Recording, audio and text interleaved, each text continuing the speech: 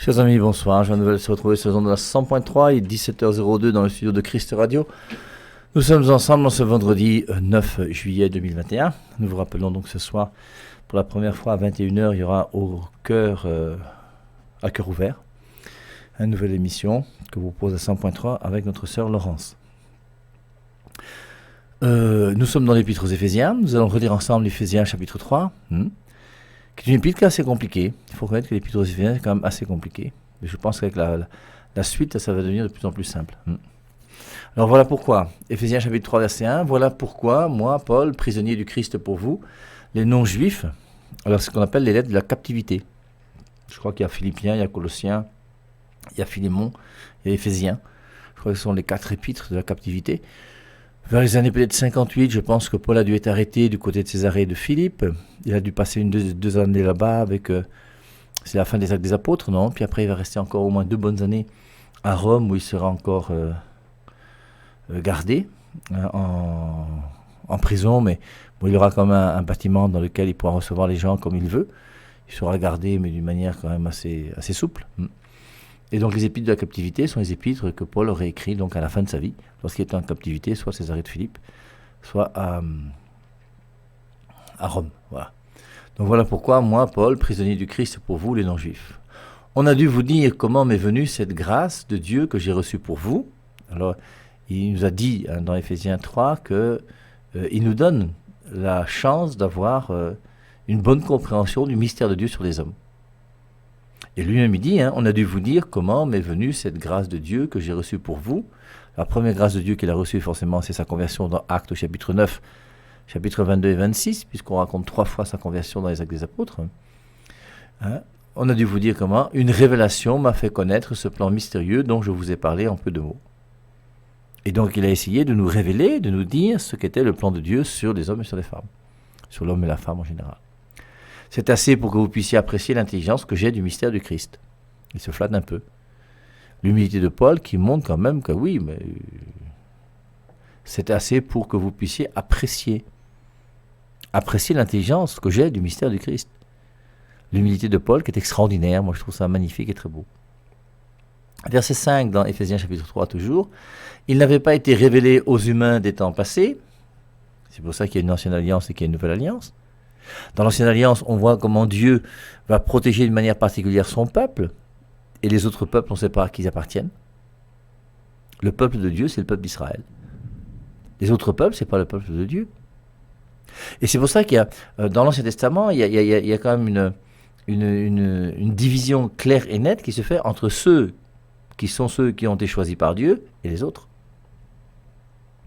Et lorsqu'on va libérer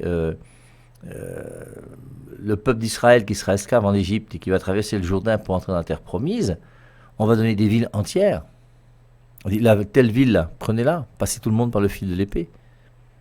On n'y comprend pas grand-chose. Est-ce que ces gens-là étaient uniquement du bétail pour Dieu? Est-ce que quoi? Mais il y avait le privilège du peuple de Dieu. Et dans l'Ancien Testament, le peuple de Dieu ne se mélange pas avec les autres. C'est ce qui va se passer et ce qu'on va voir avec Jésus-Christ, avec les apôtres. Le jour où Paul va reprendre Pierre, c'est parce que justement, quand les chrétiens judaïsants sont là, ils respectent certaines lois juives. Alors lorsqu'ils ne sont pas là, ils mangent avec n'importe qui, n'importe comment, sans souci. Et Paul lui a dit, tu es hypocrite Pierre, dans ce que tu fais là, c'est pas bien. Donc, il y avait donc le peuple de Dieu qui est mis à part, et puis les autres. Donc, il n'avait pas été révélé aux humains, ce plan de Dieu sur l'humanité. Il n'avait pas été révélé aux humains des temps passés, comme il vient de l'être grâce aux dons spirituels des saints apôtres et prophètes. Et lui aussi fait partie des saints apôtres, puisqu'il dit qu'il est apôtre de la décision de Dieu. Et c'est ce que dans le Christ Jésus, les païens ont part à l'héritage, qu'ils sont incorporés et qu'ils jouissent de la même promesse. Et c'est vrai que dans les premières années du christianisme, même à l'époque déjà de Jésus-Christ, il y a eu quand même des oppositions assez farouches. Et c'est pour ça que Jésus-Christ leur a dit, je ne suis pas venu pour les bien portants, je suis venu pour les malades et les pécheurs. Pourquoi tu marches avec des prostituées? Pourquoi tu marches avec des voleurs d'argent, des payeurs d'impôts et tout ce que tu veux là? Et il scandalise les gens parce qu'il va manger chez des gens qui sont pécheurs. Or, les Juifs ne marchent pas avec les pécheurs. Je vous rappelle, hein, les lépreux qui ne sont même pas des pécheurs, mais qui sont des gens qui sont lépreux, qui sont mis au banc de la société, au banc de la civilisation juive, on les met de côté, ils doivent passer en route avec une clochette pour dire impur, impur, pour que les gens sachent que ce sont des gens qui ont la lèpre. Et on voit bien c'est cette opposition qu'il y a entre les purs et les impurs. Et Jésus-Christ va montrer que tout ça, en lui, ça change complètement. Qu'est-ce que c'est que le pur et qu'est-ce que c'est que l'impur pour le chrétien? Qu'est-ce que c'est que le pur, qu'est-ce que c'est que l'impur pour le juif? Donc c'est que dans le Christ Jésus, les païens ont part à l'héritage, qu'ils sont incorporés et qu'ils jouissent de la même promesse. La promesse de Dieu est pour tous les hommes. C'est triste de voir des religions dans lesquelles on veut élever des dieux qui sont liés à une culture, à une coutume, à une couleur de peau, à tout le reste. Moi, j'ai entendu, j'ai lu un document dans lequel on disait que Sopho, qui était à la carrière, était Jésus-Christ qui était revenu pour sauver les Noirs. Il n'y a pas de Noirs, il n'y a pas de Blancs en Dieu. Il n'y a plus d'hommes, il n'y a plus de femmes. Il n'y a plus qu'un seul peuple. Qui est le peuple qui est sauvé par Dieu, qui est aimé de Dieu. Et qui doit entrer dans l'alliance, c'est tout. Et dès que tu entres dans l'alliance, que tu sois grand, que tu sois petit, que tu sois noir, que tu sois blanc, que tu sois vert, que tu sois jaune, que tu sois un homme ou une femme, il n'y a pas de souci. L'alliance, c'est l'alliance, et l'alliance, c'est pour tous. C'est que dans le Christ Jésus, les païens ont part à l'héritage, qu'ils sont incorporés et qu'ils jouissent de la même promesse. Et c'est pas pour rien que Dieu a permis qu'il y ait 3 mages. Alors on parle souvent des rois mages. Je vous rappelle que la Bible ne parle pas des rois mages, la Bible parle des mages. Et ces 3 mages qui viennent, c'est des mages, alors il y en a même un dedans qui est représenté comme un Africain, pour montrer qu'ils viennent de loin. Et c'est l'ouverture du salut qui se fait au monde entier à travers ces 3 mages qui vont venir adorer Jésus-Christ qui est présent dans la crèche de Bethléem. Ensuite, il y aura tous les autres passages. Regardez comment dans Actes au chapitre 2, par exemple, lorsqu'il y a la Pentecôte, les apôtres parlent en d'autres langues et les gens ils entendent chacun dans la langue maternelle. La langue, la coutume, la culture, la race, c'est complètement dépassé par l'Esprit Saint. Et en Dieu, c'est triste de voir qu'en Dieu, il peut encore y avoir des gens qui sont tribalistes. C'est aberrant. La religion par excellence, c'est la religion de l'amour. Et cette religion de l'amour fait qu'on aime. On n'aime pas uniquement son frère, parce qu'il parle le même patois que moi. J'aime toute personne de bonne volonté qui est autour de moi et que Dieu a mis autour de moi. Et je dois aimer davantage ceux qui aiment Dieu que les autres. Et c'est pour ça qu'on doit aimer beaucoup les saints, beaucoup la Vierge Marie, puisque c'est elle qui a aimé le plus Jésus-Christ. Donc, là, dans le Christ Jésus, les païens ont part à l'héritage, qu'ils sont incorporés, qu'ils jouissent de la même promesse. C'est cela la bonne nouvelle. La bonne nouvelle du salut donné en Jésus-Christ, qui est donnée à tous les hommes, quels qu'ils soient. C'est cela la bonne nouvelle. La bonne nouvelle, c'est l'évangile, dont je suis devenu administrateur sans aucun mérite. Et maintenant, il est quelqu'un qui travaille pour la bonne cause. Malheur à moi si je n'évangélise pas. Dans ce qu'il dira dans l'Épître aux Romains, si mes souvenirs sont bons. Évangéliser, pour moi, c'est pas facultatif. C'est un devoir qui m'incombe. Si j'évangélise plus, il y a quelque chose qui ne va pas. Mais c'est beau, et ça doit être vrai pour chacun d'entre nous. Hein. L'année dernière, à cette époque-là, j'étais déjà rentré de France, non, mars, avril, mai, oui. Et donc, j'ai passé 2 mois et demi avec ma mère. Bon, quand je passe 1 mois avec ma mère, ça ne me dérange pas, tout va bien. Mais après, comme le coronavirus m'a laissé là-bas, moi, je ne pouvais pas rester à ne rien faire. On m'a affecté en France 1 année à Vichy. Après 10 ans au Cameroun, j'ai fait 1 année sabbatique dans une maison de théologie où j'ai voulu continuer à me former pour parfaire ma connaissance théologique. Et l'année d'après, on ne m'a pas réaffecté au Cameroun, on m'a affecté à Vichy. Et à Vichy, je m'ennuyais. Je m'ennuyais à Vichy, je tournais en rond, je ne savais pas ce que faire. Il y avait le sacristain qui était là-bas, qui était très gentil. Bien, on a commencé à faire du porte-à-porte. On partait le matin, puis on allait dans une rue, puis on frappait aux portes, on essayait de voir les gens qui nous accueillaient, qui voulaient bien qu'on discute avec eux. Et j'ai trouvé deux familles dans lesquelles, eh bien, ces familles-là se débrouillaient à inviter des gens à la maison. Et puis moi, je venais aussi comme prêtre. Elle leur disait non, écoutez, comme vous voyez, moi, je vais inviter un prêtre à la maison. J'aimerais que vous puissiez discuter un peu avec lui, il est ouvert, il est sympathique, ne vous inquiétez pas, tout ça. Et donc, on se débrouillait à essayer d'occuper notre temps et de faire quelque chose. Malheur à moi si je n'évangélise pas. Alors, je ne dis pas maintenant qu'il faut commencer à prendre ta sono et aller dans un marché et commencer à casser les pieds aux gens en disant oui, Dieu t'aime, convertis-toi à Luther, tu iras en enfer. Non, c'est pas ça l'évangélisation. Ça, c'est des gens qui dérangent, ça. Tu n'as pas le droit de commencer à mettre ta sono n'importe où et de commencer à prêcher dans les lieux publics. Ça, c'est le désordre. Donc, c'est cela la bonne nouvelle. Donc, je suis devenu administrateur sans aucun mérite. Lorsque Dieu a montré en moi toute sa force et m'a donné cette grâce. Et c'est vrai, quand vous regardez Paul avait une grâce particulière. Le gars a fait 3 voyages missionnaires, le 4e l'a conduit à Rome. Et à l'époque, on ne prenait pas l'avion en première classe, ou en deuxième classe. On n'avait pas à manger, à boire dans un avion. On marchait à pied. Il a risqué sa vie combien de fois? Et sur la terre, et sur la mer, et partout, et les bandits, et les juifs qui le giflaient et qui le chicotaient. À moi, le dernier des croyants, il m'a donné cette mission d'annoncer aux païens la richesse inépuisable du Christ. Alors, il y a eu la division, j'ai envie de dire, comme apôtre, entre Pierre et Paul. Et Pierre irait vers les circoncis, donc les juifs, et Paul, lui, irait vers les incirconcis. À moi, le dernier des croyants, alors il se considère comme le dernier des croyants, comme il dit, à moi l'avorton, Jésus-Christ lui s'est apparu dans 1 Corinthiens chapitre 15, parce qu'il a persécuté l'Église. Mais après, il est devenu... tout le zèle qu'il avait pour détruire l'Église est le même zèle qu'il a mis pour construire l'Église. C'est pour ça que si quelqu'un est fort, il sera fort dans le bien comme il sera fort dans le mal. Si quelqu'un est faible, il sera faible dans le bien comme il sera faible dans le mal. Et comme Paul, c'est quelqu'un qui est fort, quand il faisait le mal, il le faisait bien, et quand il a fait le bien, il a fait bien aussi. À moi, le dernier des croyants, il m'a donné cette mission d'annoncer aux païens la richesse inépuisable du Christ.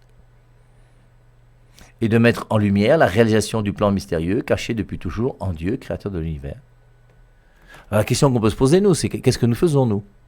Est-ce que nous évangélisons? Alors, comprenez bien, on ne va pas vous demander à chacun d'entre vous de commencer à faire 3 voyages missionnaires, de commencer à prendre le bateau et de partir à droite et à gauche pour aller annoncer la bonne nouvelle de Jésus-Christ partout. Non. Mais à ton niveau, toi, qu'est-ce que tu fais? Est-ce que tu as honte de parler de Dieu dans le bureau dans lequel tu es? Est-ce que tu as honte de ta vie chrétienne? Je vous dis, le nombre de personnes qui, lorsqu'ils mangent dans un restaurant, acceptent de faire un signe de croix avant de manger. Alors, je ne dis pas non plus qu'il faut monter sur ta chaise et commencer à louer Dieu dans toutes les langues pour dire non, c'est pas ça, il ne faut pas déranger les gens. Mais humblement, si tu veux faire un signe de croix, au moins tu baisses un peu la tête et tu pries avant de manger. Cette nourriture, c'est Dieu qui te la donne. 1 milliard ne peut pas acheter un manioc. Enfin, j'espère qu'on se comprend. C'est-à-dire, si le manioc n'existait pas ou si Dieu décide que le manioc ne pousse plus, même si tu as des milliards et des milliards, tu ne pourras pas acheter de manioc. Tu achètes du manioc, pourquoi? Parce que Dieu a permis que la graine pousse dans la terre, ça donne le manioc. Quand tu vas au marché, tu achètes 200 francs de manioc et tu dis c'est mon manioc, c'est pas ton manioc, c'est le manioc que Dieu a fait pousser, que quelqu'un a mis en plantation pour te permettre de le vendre à toi pour que tu le manges à la maison. Et si Dieu avait décidé que le manioc n'existait pas, tu allais faire comment? Tu n'aurais jamais eu de manioc. C'est Dieu qui donne le porc épic. Et c'est pour ça qu'au début du repas, il est bon de toujours de penser à Dieu. Et c'est pas mauvais de pouvoir faire sa prière avant le repas, même si on est avec un patron qui est franc-maçon rosicrucien, même si on est avec je sais pas quel. Alors, maintenant, si tu penses que ça peut heurter et déranger, bon, fais le signe de croix dans ton cœur. Mais c'est pas normal qu'on puisse commencer à manger, même dans un restaurant ou ailleurs, sans commencer à rendre grâce à Dieu pour cette nourriture qu'il nous donne. Et n'ayons pas peur. Paul n'a pas eu peur. Alors ça lui a coûté des bastonnades, oui, ça lui a coûté, il a failli mourir, il a failli être lapidé, il a même été lapidé, mais alors, il n'est pas mort parce que ils se sont mal débrouillés, mais ils pensaient qu'il était mort. Ben, après on était le récupérer, on s'est aperçu qu'il avait encore un souffle de vie, puis on l'a récupéré, on l'a remis en santé, il est reparti faire ses voyages missionnaires sans souci. Dès maintenant, les principautés et autorités du monde supérieur vont découvrir à travers l'Église les multiples aspects de la sagesse de Dieu, selon le plan éternel qu'il a fait dans le Christ Jésus notre Seigneur. Et le plan de Dieu est donné à travers l'Église. C'est pour ça que l'Église que le Christ a voulu, c'est l'Église que le Christ a fondée. Je vous rappelle qu'il n'y a que le Christ qui peut fonder une Église. Tout homme qui fonde une Église est un idiot. Alors dites ça peut-être avec un autre langage que le mien, mais toute personne que... On ne peut pas entrer dans une Église qui a été fondée par un homme. Ça, c'est clair. Donc, dès maintenant, les principautés et autorités du monde supérieur vont découvrir à travers l'Église, 1 Timothée 3,15, l'Église est colonne et appui de la vérité. La vérité nous est donnée par l'Église. Et la révélation du plan de Dieu nous est donnée par l'Église. Vont découvrir à travers l'Église les multiples aspects de la sagesse de Dieu. Et la sagesse de Dieu se trouve en premier lieu dans son Église. Et c'est son Église qui nous transmet cette sagesse, selon le plan éternel qu'il a fait dans le Christ Jésus notre Seigneur. On a vu le plan éternel dans Éphésiens chapitre 1, racheté par son sang, Dieu a permis après le péché originel que Jésus-Christ nous sauve en mourant sur la croix. Mais il faut savoir qu'en mourant sur la croix, Dieu a choisi aussi qu'il ait une mère qui s'appelle Marie, qui est bénie entre toutes les femmes. Il a choisi une église, qui sera l'église, qui va nous donner les sacrements et qui va nous sauver. Parce que l'église sauve, puisque les sacrements sauvent, puisque la foi sauve. En lui, nous nous approchons maintenant de Dieu, plein d'assurance, avec la foi qu'il nous a laissée. Et nous avons la certitude maintenant de la révélation qu'il nous a donnée grâce à Jésus-Christ, en Jésus-Christ. Jean 1,18, personne n'a jamais vu Dieu. Dieu, le Fils unique qui est dans le sein du Père, lui nous l'a révélé. Et c'est Jésus-Christ qui vient nous révéler le plan de Dieu sur l'homme et sur la femme. Il n'y a pas d'autre plan de Dieu que celui-ci. Le plan de Dieu sur l'homme et sur la femme, c'est tout. Et c'est notre plan de bonheur, qui nous est donné par Jésus-Christ lui-même, qui ne peut pas mentir, ni se mentir, ni nous mentir, et qui nous dit la vérité. C'est pour ça que nous croyons ce qu'il nous dit. Donc, je vous en prie, ne vous laissez pas abattre par les épreuves qui m'arrivent pour vous, elles sont votre gloire. Et c'est pas parce que moi j'ai des épreuves et que maintenant je suis emprisonné et que vous voyez que ma vie n'est plus comme elle était auparavant puisque c'est un peu compliqué, mais tout ça, mais il n'y a pas à cesser à abattre parce que je suis emprisonné. Jésus-Christ n'a jamais dit que quelqu'un qui est chrétien ne sera pas emprisonné. Quand j'ai fait mes vœux de pauvreté, chasteté, obéissance jusqu'à la mort, je crois que c'était en 1987, eh bien, quand j'ai fait ces vœux-là, j'ai jamais dit à Dieu que je te promets pauvreté, chasteté, obéissance, à condition de ne jamais aller en prison. Et demain, il peut y avoir un scandale qui sort sur le Père et Marie, on peut me retrouver en prison demain. Est-ce que c'est grave? C'est pas grave. Jésus lui-même, on l'a pris pour un bandit, regardez alors. Bon. Mais l'essentiel, c'est que chacun d'entre nous, nous puissions avoir un cœur qui soit conforme à la volonté de Dieu. Et quand je fais la volonté de Dieu, je suis en paix. Et cette paix-là, personne ne peut nous l'enlever. Personne. C'est extraordinaire. Il n'y a rien de plus important que cette paix qui est là. Même si, en cherchant à faire la volonté de Dieu, tu te retrouves en prison demain. Ça peut arriver, moi, j'en sais rien. Peut-être que demain, je serai crucifié. Peut-être que je vais mourir de ma vieille mort dans 20 ans, que je vais fatiguer les gens à la radio en pensant être... je ne sais pas, aucune idée, moi, je ne sais pas ce que Dieu va faire. Mais en tout cas, il n'y a pas à avoir d'inquiétude, et quelles que soient les épreuves qui nous attendent, on n'a pas à avoir peur. Donc, je vous en prie, ne vous laissez pas abattre par les épreuves qui m'arrivent pour vous, elles sont votre gloire. Et dans l'épître aux Colossiens, qui est aussi une épître de la captivité, si mes souvenirs sont bons, dans Colossiens 1,24, saint Paul dit « Je me réjouis des souffrances que j'endure pour vous, et j'achève en ma chair ce qui manque aux souffrances du Christ pour son corps qui est l'Église. » Et un chrétien va coopérer avec Jésus-Christ au salut du monde, en portant sa croix, en unissant sa croix à celle de Jésus-Christ. Et c'est pour ça qu'il n'y a pas de vie chrétienne sans croix. Mais ce que je vous dis là, c'est très important, parce qu'après, vous voyez, il y a ce qu'on appelle le messianisme temporel. Le messianisme temporel, je vous dis, moi je suis frappé sur les réseaux sociaux, de plus en plus, de voir que vous avez des catholiques qui commencent à imiter les pentecôtistes. Les catholiques n'ont pas imité les pentecôtistes, c'est les pentecôtistes qui doivent nous imiter. Nous sommes leur modèle, nous avons la vérité, nous plus qu'eux. Nous on existe depuis 2000 ans, nous sommes leurs grands frères. Et c'est pas normal qu'ils puissent nous parler fort. Alors maintenant qu'on puisse dialoguer ensemble et discuter, il n'y a pas de souci, on est chaud pour le dialogue et pour la discussion. Mais le grand frère reste le grand frère. Et nous les catholiques, nous sommes la seule église qui existe depuis 2000 ans. C'est pas rien. Avec les moyens que l'église nous donne depuis 2000 ans qui sont les mêmes. Nous avons 7 sacrements dans l'église catholique.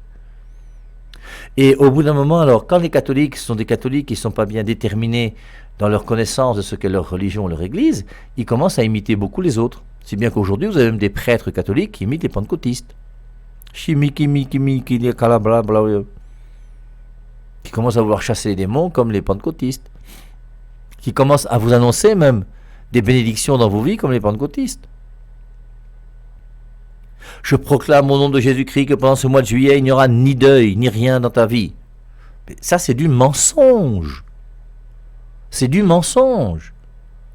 Mais comment vous-même vous pouvez applaudir à des idiots, des imbéciles qui vous disent des choses pareilles? Comment vous pouvez être aussi bête? Parce qu'il ne faut vraiment pas être très très intelligent. Hein? Dans ces églises, on vous dit que je vois parmi vous que demain il y aura des gens qui seront milliardaires. Tout le monde dit Amen. Le gars ne voit rien. Il est simplement en train de vous épater là et de vous tromper, c'est tout. Maintenant, forcément, dans son église, il y aura des gens qui auront un visa, qui vont voyager, oui. Il y a des gens dans son église aussi qui vont se marier, oui. Mais il y a combien de gens dans ces églises là qui sont malheureux jusqu'à aujourd'hui? Ce serait intéressant de voir des pentecôtistes qui viennent témoigner ici à la radio que ça fait 20 ans que je suis pentecôtiste et depuis 20 ans je suis toujours malheureux. Et vous connaissez que le bonheur, il est là-bas alors. Vous savez que là-bas, on guérit les gens, il y a 17 résurrections dans mon église, les boiteux marchent, les aveugles voient, tout ça là, en désordre. Ce sont des histoires. On vous trompe. Je vous rappelle tous ces gens qu'on a vus dans les réseaux sociaux qui commencent à apprendre à tomber par terre, à crier devant le pasteur pour essayer de faire un one-man show, pour essayer de faire croire aux gens qu'il est puissant et qu'il est fort. Je veux dire, si aujourd'hui, dans notre ville de Yaoundé, il y a vraiment un prophète qui est un prophète de Dieu, il ne va pas s'ignorer.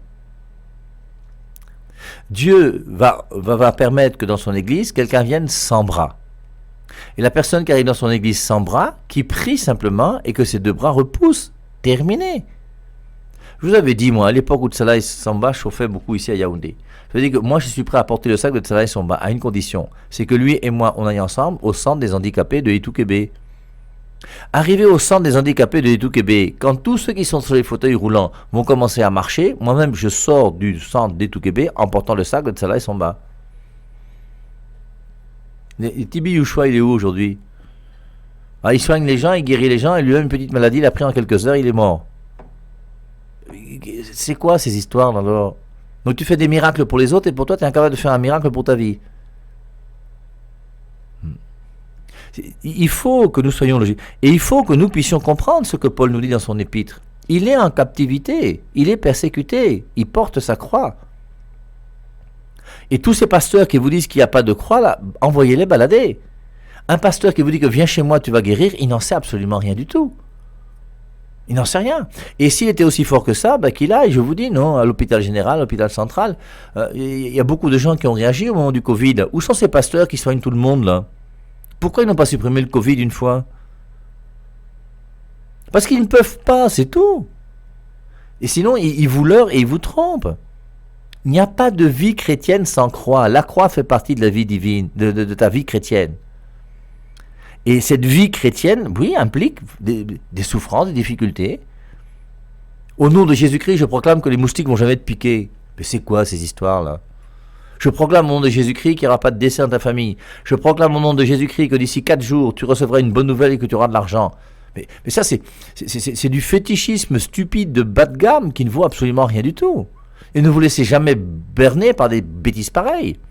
Pareil que ce gars qui vient et dit que tu as un serpent dans le ventre, c'est ton mari qui te l'a donné. C'est aussi bête et c'est aussi idiot. Et c'est pour ça que Saint Paul, lui, il est réaliste, il est concret. Voilà. Donc je vous prie de ne vous laisser pas abattre par les épreuves qui m'arrivent pour vous. Elles sont votre gloire. Et je ne sais pas, peut-être que parmi les gens qui écoutent la 100.3, il y a peut-être quelqu'un qui va perdre son enfant aujourd'hui ou demain, ou je ne sais pas quoi, aucune idée, j'en sais rien. Moi, je me souviens d'un couple qui était venu à Christade. On avait prié pour que toute l'année se passe bien, et 15 jours plus tard, le mari était mort d'un accident de voiture. On va faire comment? Et personne ne peut vous dire que le mois de juillet arrivera sans que tu aies un souci. Ça, c'est des charlatans spirituels, tous ces gens-là.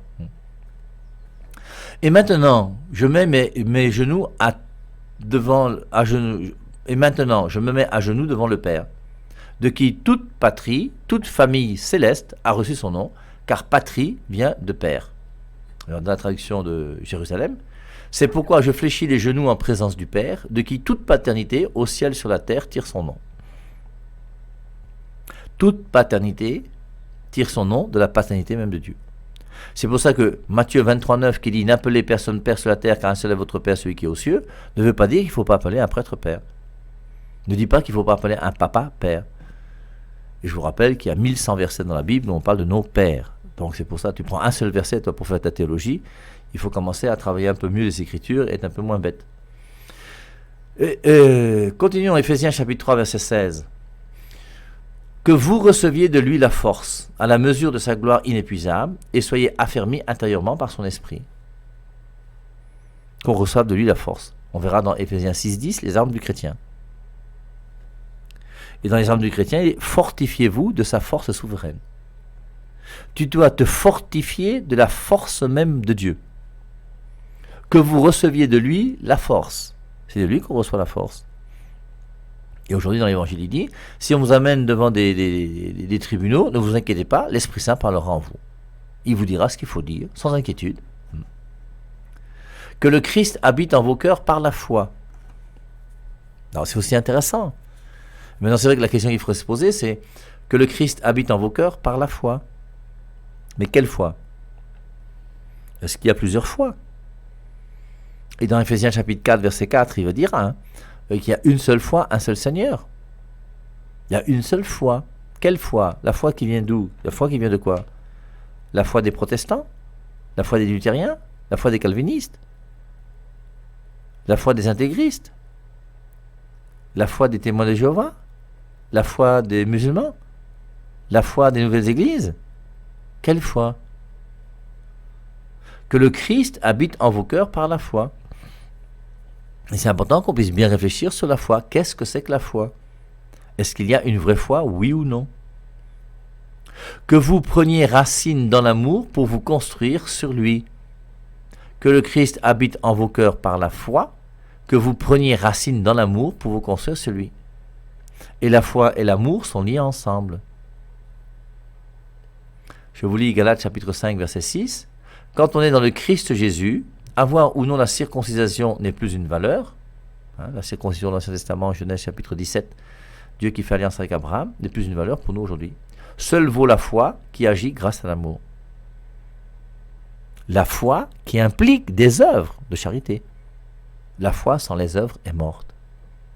Quand on est dans le Christ Jésus, avoir ou non la circoncision n'est plus une valeur. Seule vaut la foi qui agit, qui agit grâce à l'amour.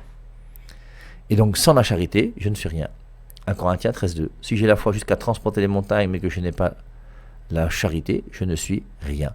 Je peux très bien avoir la foi et n'être rien, mais je ne peux pas avoir la charité et n'être rien. Je veux te dire merci car tu as fait du bien à mon âme. Et je voudrais que mon âme s'élève et te loue. Que mon âme te bénisse. Que mon âme t'exalte. Que mon âme crie. J'étais une pauvre pécheresse et tu m'as enlevé de l'esclavage du péché. Mon âme ne peut que te dire merci.